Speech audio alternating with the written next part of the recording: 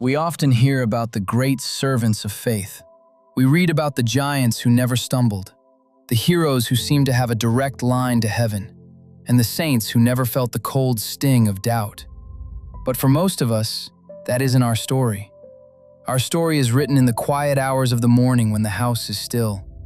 It's written in the moments when we feel small, when the weight of the world feels like a mountain we weren't prepared to climb. You might feel like you aren't God's greatest servant. You might feel like your light is flickering. But I want to tell you something today. A flickering light is still a light that conquered the darkness.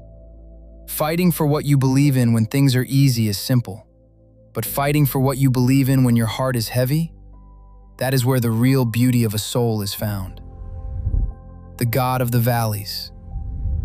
We like to look for God on the mountaintops, in the victories, the celebrations, and the clarity. But the Bible tells us He is the God of the valleys too.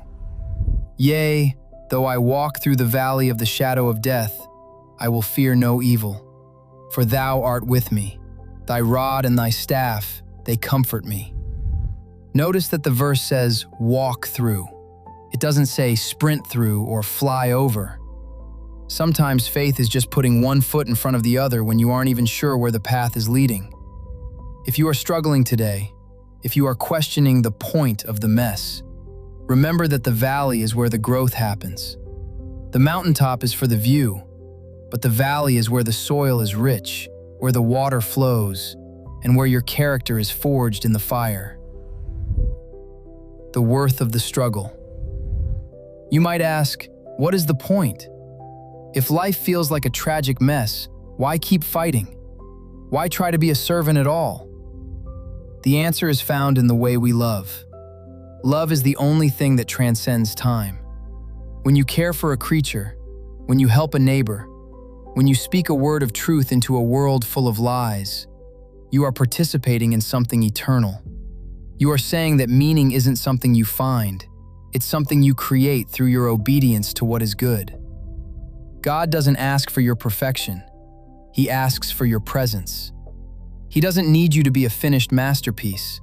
He wants to be the artist who works through your cracks. But we have this treasure in earthen vessels, that the excellency of the power may be of God and not of us. We are the earthen vessels, the clay jars. We are fragile. We break. But it's through the cracks in the jar that the light inside finally gets to shine out. The promise of restoration. There is a promise that echoes through the scriptures from Genesis to Revelation, that nothing is ever truly wasted. No tear shed in secret, no prayer whispered in doubt, and no act of loyalty is forgotten by the Creator of the stars. We live in a world that is groaning, as the Apostle Paul said. We feel the mess because we were made for something better. That longing you feel for peace, for your loved ones to be safe, for the nothingness to be a lie. That longing is actually a compass pointing you toward home.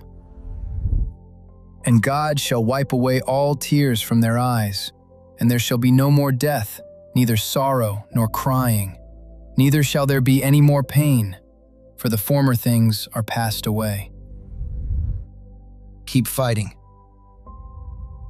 So, to the person who feels like they aren't great enough, to the one who is tired of the fight, to the one who is doing the best they can and wonders if it's enough, it is enough. Your faith isn't measured by how loud you shout or how much you have figured out. It's measured by your willingness to stay in the race, to keep believing that love matters, to keep believing that there is a God who knows your name and counts the hairs on your head. You aren't a servant because you have no flaws. You are a servant because you choose to serve the one who can heal them. As we close today, take a deep breath. You don't have to solve the mysteries of the universe this afternoon. You just have to be faithful to the next 5 minutes. Be kind to yourself. Hold on to the hope that all things work together for good to them that love God.